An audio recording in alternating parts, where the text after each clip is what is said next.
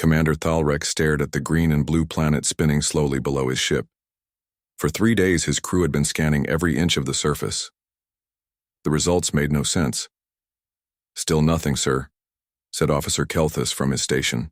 "No radio signals, no heat from cities, no lights at night. This place looks completely dead." Thalrex clicked his sharp teeth together. His people, the Catherians, had been exploring this part of space for months. They were looking for new worlds to colonize and resources to mine. This planet should have been empty, but something felt wrong. "What about those organic readings you mentioned yesterday?" Thalrex asked. Kelthus checked his instruments again. "They're still there, sir. Small groups scattered across the northern continent. The energy signatures are so weak they barely show up on our sensors. Maybe some kind of primitive life forms." The bridge fell silent, except for the humming of machinery. Thalrex had been a space explorer for 20 years. He had seen dead worlds, thriving civilizations, and everything in between. But this planet puzzled him. "Sir," Communications Officer Mordak spoke up suddenly, "I found something in our database. This system was supposed to have a human colony." Every head on the bridge turned toward Mordak. Humans were known throughout the galaxy as stubborn survivors who could adapt to almost any environment. "Explain," Thalrex ordered. Mordak's fingers moved quickly across his control panel. "A human colony ship called the New Horizon was registered to come here 47 years ago. The ship carried about 5,000 colonists and enough supplies to start a new settlement. And they went silent 38 years ago, sir. No distress calls, no regular reports, nothing. Our records show that Earth Command assumed the colony had failed completely. Disease, equipment failure, hostile environment, something like that." Thalrex studied the planet below. If humans had tried to build a colony here and failed, there should be ruins. Abandoned buildings, crashed ships, something to show they had been here. "Show me those organic readings again," he said. The main screen displayed a map of the planet's northern continent. Small red dots were scattered across the landscape, each one representing a cluster of life signs. The dots were positioned near rivers and in fertile valleys, exactly where intelligent beings would choose to settle. "How many life forms are we detecting?" Thalrex asked. "Approximately 8,000 individuals spread across multiple locations," Kelthus replied. "But sir, their energy output is incredibly low. No electricity, no advanced technology, no powered vehicles. If these are the human colonists, they've gone back to living like primitives." Thalrex had heard stories about human colonies that lost contact with Earth. Sometimes they survived by abandoning their advanced technology and learning to live off the land. It was possible that the New Horizon colonists had done exactly that. "Prepare a landing shuttle," he decided. "We'll make contact and offer assistance. If there are human survivors down there, they'll need medical help and transportation back to civilization." "Sir," said Security Chief Vorthak, "should we prepare for hostile contact? Isolated human groups can sometimes be aggressive toward strangers." Thalrex considered this. Human psychology was complex, and colonists who had been alone for 40 years might not welcome visitors, but they were dealing with primitive survivors, not a military threat. "Standard diplomatic protocol," he ordered. "Medical supplies, food, and universal translators. These people have been struggling to survive for decades. They'll be grateful for rescue." As the crew prepared for the mission, none of them noticed the faint energy signatures deep underground across the planet's surface. Their sensors were designed to detect cities and large installations, not the carefully hidden networks that had been watching their ship since the moment it entered the system. 300 feet below what appeared to be a simple farming village, Colonel Minho sat in a command center that looked nothing like the primitive settlement above. Banks of monitors showed the Catherian ship from multiple angles. Advanced computers tracked every movement of the alien vessel. "They're taking the bait," reported Major Sunwoo. "Orbital scans show they believe we're exactly what we appear to be." Minho nodded slowly. After 38 years of careful planning, everything was proceeding perfectly. The Catherians saw a failed colony populated by desperate survivors. They had no idea they were looking at the most advanced military installation humanity had ever created. "Signal all units. Minho commanded. Initiate Phase 1 deception protocols. Make sure they see exactly what we want them to see. Nothing more, nothing less. Above ground, men and women dressed in simple clothes continued their daily work. They tended crops, repaired buildings, and cared for children. To any observer, they looked like colonists who had lost their advanced technology and learned to live without it. But every movement was calculated. Every person had a role to play. And hidden beneath their feet lay a secret that would soon teach the galaxy an important lesson about underestimating human ingenuity. The trap was set. Now they just had to wait for their visitors to land. The morning mist clung to the valley as the Catherian shuttle descended toward the human settlement. Captain Zethmar checked his equipment one final time. Medical supplies, food packages, and translation devices.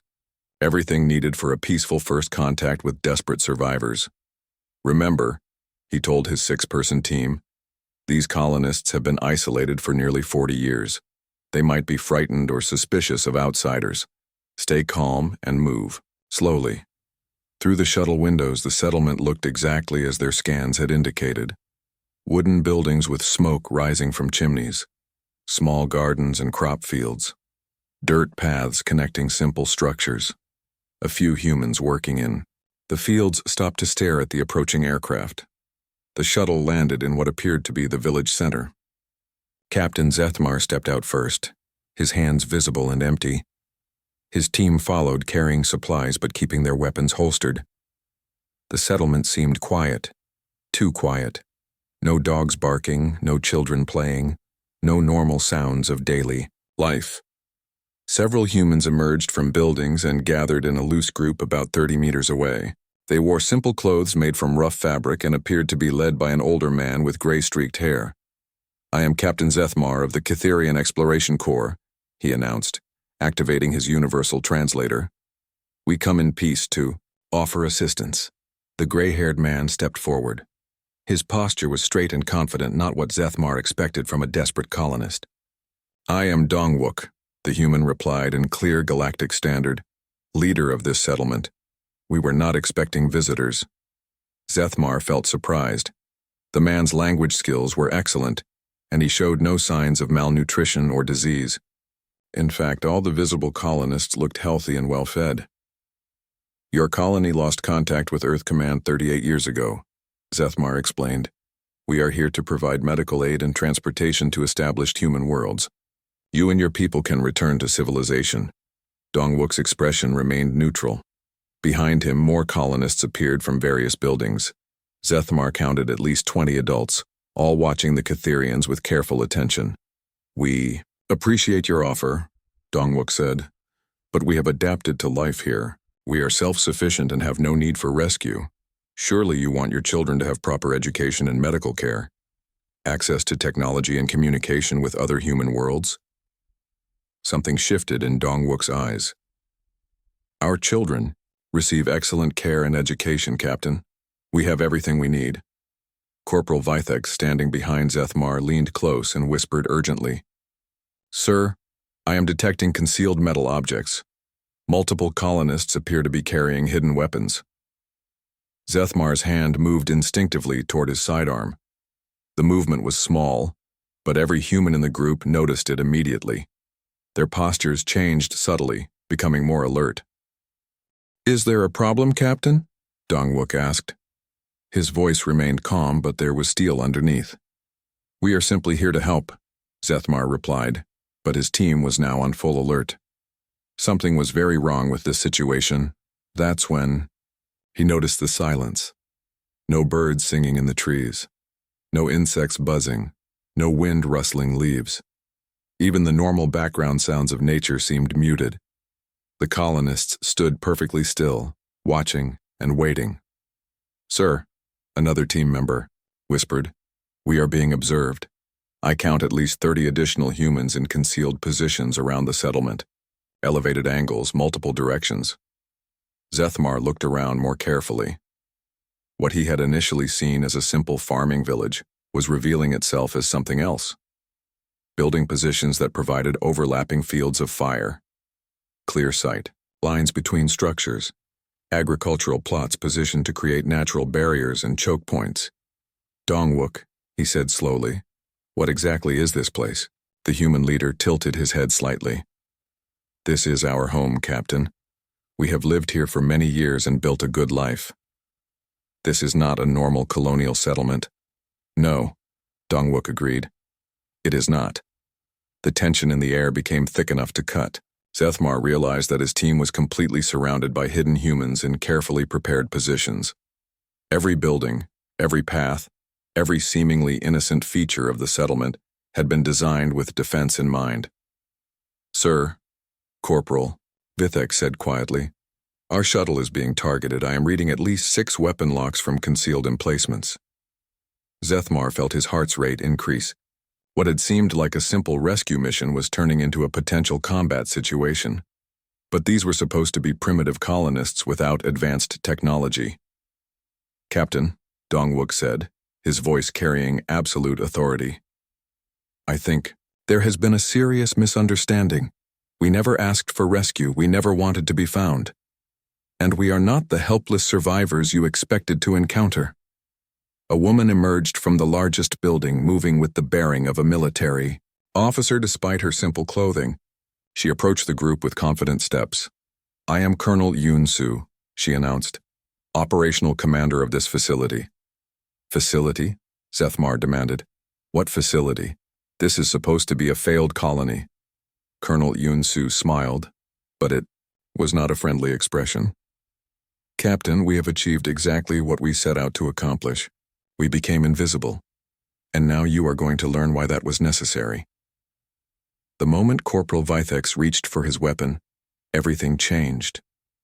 Don't move, Dongwook said quietly. His voice carried such authority that the Catherian froze, with his hand halfway to his gun. Around the settlement, hidden panels slid open with mechanical precision. What had looked like simple wooden walls revealed weapon ports. Concealed hatches in the ground opened to show gun barrels pointing at the landing party. Captain Zethmar watched in shock as the peaceful farming village transformed into a military fortress in seconds. Humans emerged from positions he hadn't even known existed. They wore camouflage clothing that had made them invisible against the natural background. Each one carried weapons that looked handmade but deadly. You are not colonists, Zethmar said, his voice tight with realization. We were colonists, Dongwook replied calmly. 38 years ago. Now we are something completely different. The building that had appeared to be a simple farmhouse opened like a flower. Sections of the roof folded back to reveal a command center with advanced equipment. Humans in military gear climbed out of what Zethmar had thought was a root cellar. They moved with practiced efficiency, establishing a defensive perimeter that had clearly been planned and rehearsed many times. A woman approached from the main building.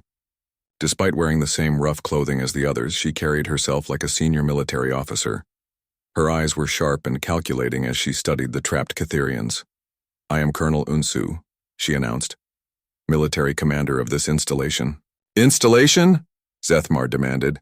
Our scans showed no military presence. This is supposed to be a failed colony. Colonel Yoon-soo smiled. Failed? Captain, we have succeeded beyond our wildest expectations. We have become completely invisible to outside observation. Above them, structures that had looked like grain storage silos were rotating to reveal sophisticated sensor arrays. What had appeared to be a simple water tower was actually a communications hub with multiple antenna systems. Even the chicken coops were opening to show weapon storage areas. Your orbital scans, Colonel Yoon-soo continued, found no cities because we built everything underground. No radio signals because we use buried fiber optic cables. No heat signatures because we spread our energy systems across the entire region. We appear primitive because we chose to appear that way.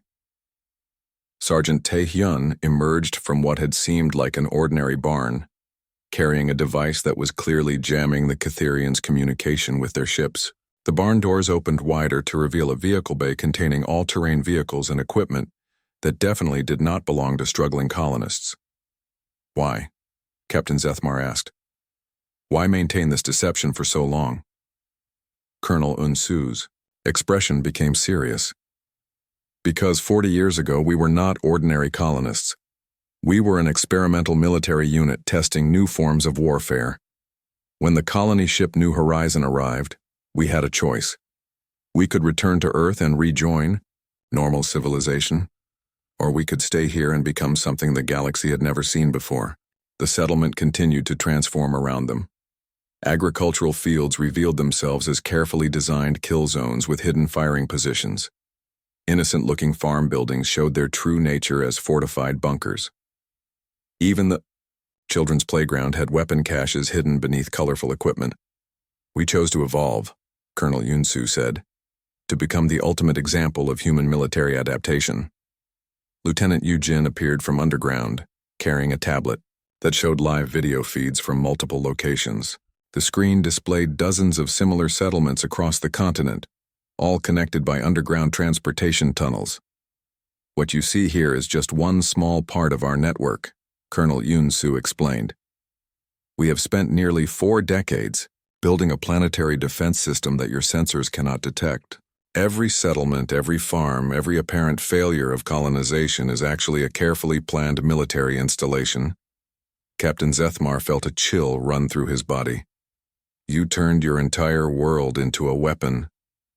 We turned our world into a demonstration, Colonel Minho said, entering the conversation. A proof that humans do not need superior technology to be superior warriors. We need only time, planning, and the willingness to disappear until we are ready to show ourselves. The holographic display that appeared from what had looked like a simple wooden table showed the true scope of their achievement. Underground, factories producing weapons and equipment, training facilities where children learned military tactics alongside regular education, communication networks that connected every part of the continent without using detectable signals. Every person, here is a soldier, Colonel Minho continued. Every building is a fortress. Every field is a battlefield prepared in advance.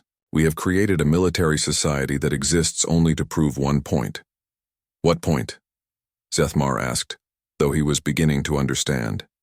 That the most dangerous humans are not the ones with the biggest ships or the most advanced weapons, Colonel Yunsu replied.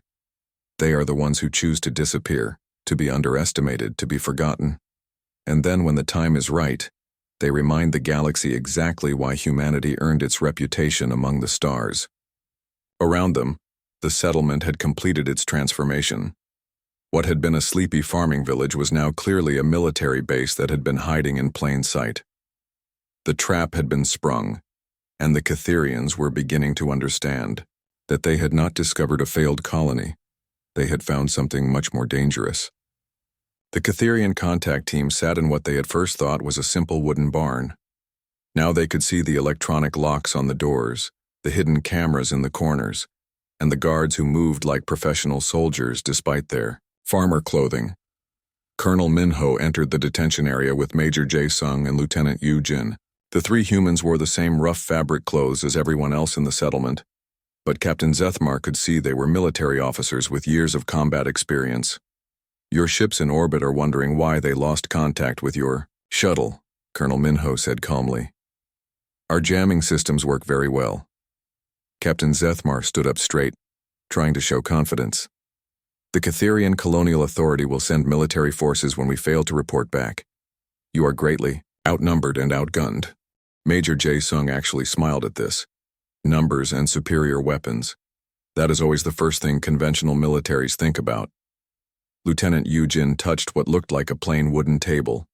Immediately, a holographic display appeared, in the air above it, showing detailed images of the 3 Catherian ships in orbit.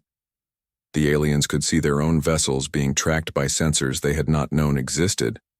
For 38 years, Colonel Minho explained, we have studied every alien species in this sector of space. We know your tactics, your technology, your psychology. We have designed our entire society around one simple question. How do you defeat enemies who have better weapons than you do? The holographic display changed to show a cross-section view of the settlement. What had appeared to be a small farming village was actually a vast underground complex. Tunnels connected every building. Hidden chambers contained weapons, supplies, and equipment. The entire area was one giant fortress disguised as something harmless. Traditional military thinking relies on having bigger guns and better technology. Major Jae-sung continued.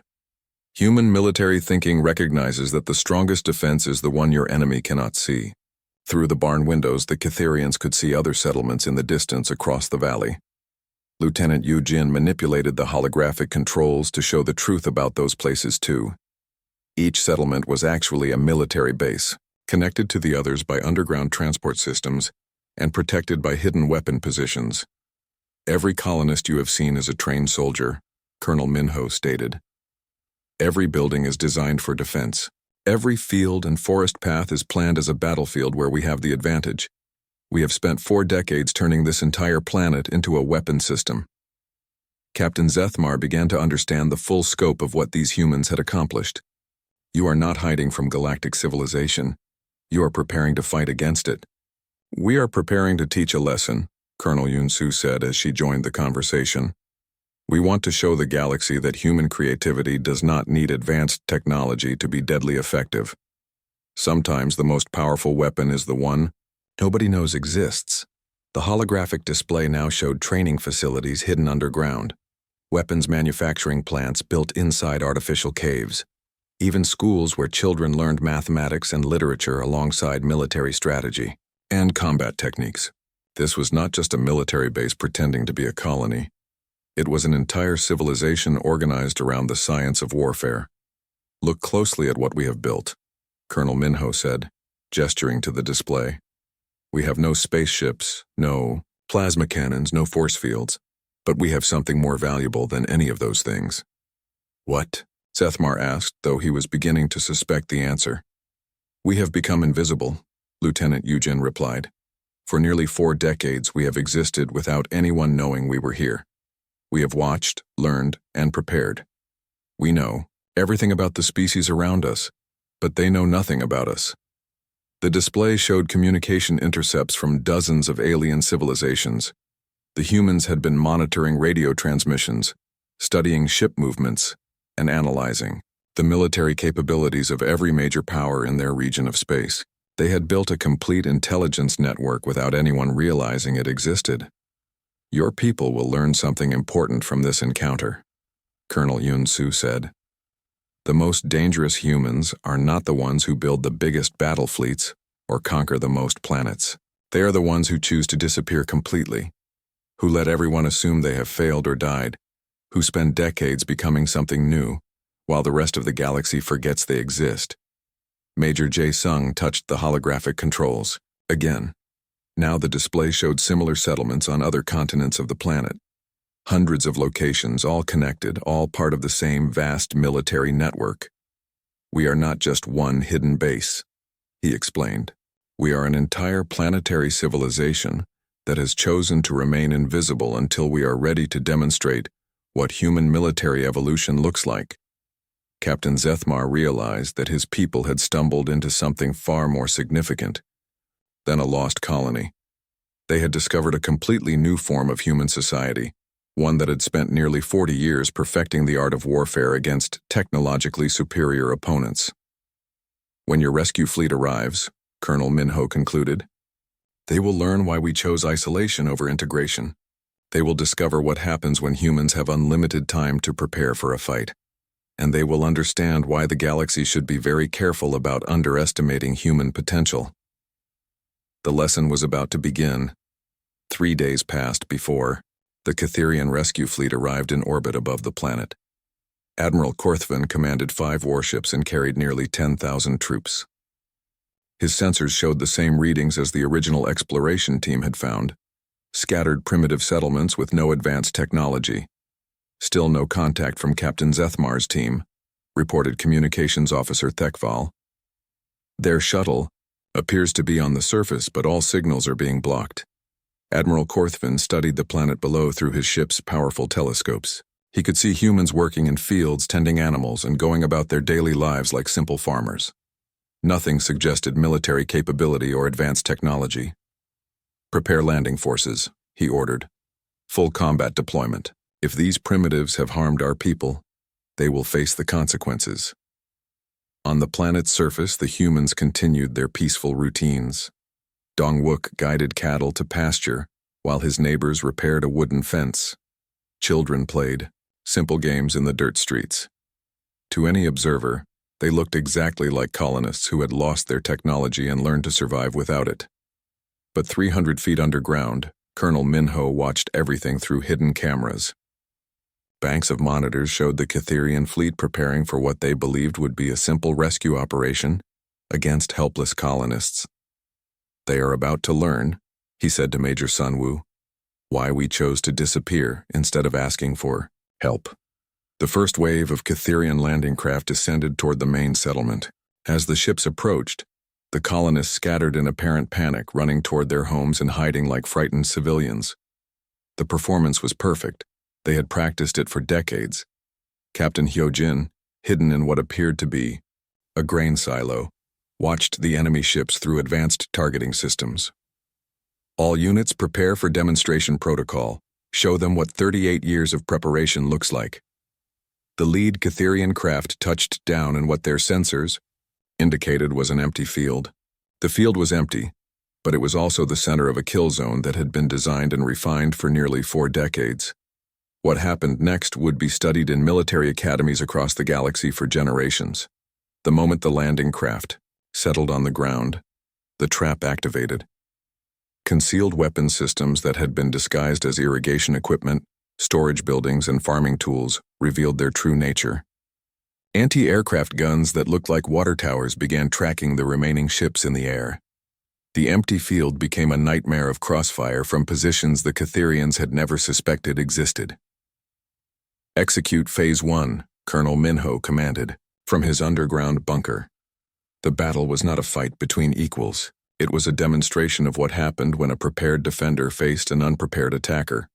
The Catherians had superior technology, but the humans had superior positioning, superior knowledge of the terrain, and superior understanding of their enemy's psychology. Landing craft that tried to escape found themselves flying through carefully planned corridors where every possible flight path was covered by hidden weapons. Troops that managed to reach the ground discovered that every building, every tree, every piece of cover had been turned into part of a defensive system. Lieutenant Su Jin coordinated the defense from her position in what the Catherians thought was a chicken coop. Enemy forces are moving exactly as predicted, implementing Containment Pattern 7. The humans fought like nothing the Catherians had ever encountered. They appeared and disappeared like ghosts, striking from positions that should not have existed, using weapons that seemed to materialize from thin air. Every colonist the aliens had seen working peacefully in the fields was actually a trained soldier who knew every inch of the battlefield. 6 hours later, the surviving Catherian forces retreated to orbit, having lost 2 landing craft, and learned that their primitive opponents possessed military capabilities that defied every assumption about human colonial failures. Admiral Korthvan received a single transmission from the planet's surface. The message was simple and direct. "This is Colonel Minho of Military Colony 7. Your people are alive and will be returned unharmed when you withdraw from this system. What you have witnessed today is a demonstration of human military doctrine. We chose to disappear so that we could perfect the art of warfare. Today you learned why that choice was wise." The transmission included detailed recordings of the battle and tactical analysis showing exactly how the humans had achieved their victory. It was not meant to be cruel, but educational. The galaxy needed to understand what they had discovered. 24 hours later, the Catherian contact team was released at the edge of the system, along with a final message. Some human colonies fail because they cannot adapt. Others disappear because they choose to become something new.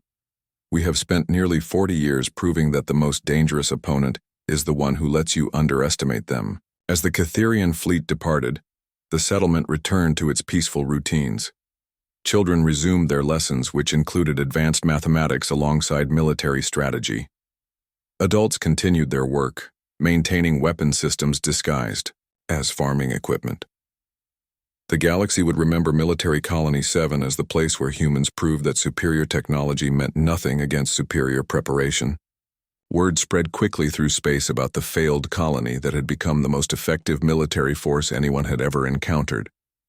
And in the depths of space, other human colonies that had gone silent began to wonder if they too should consider what they might become if they chose to disappear and evolve instead of asking for rescue. The lesson had been taught.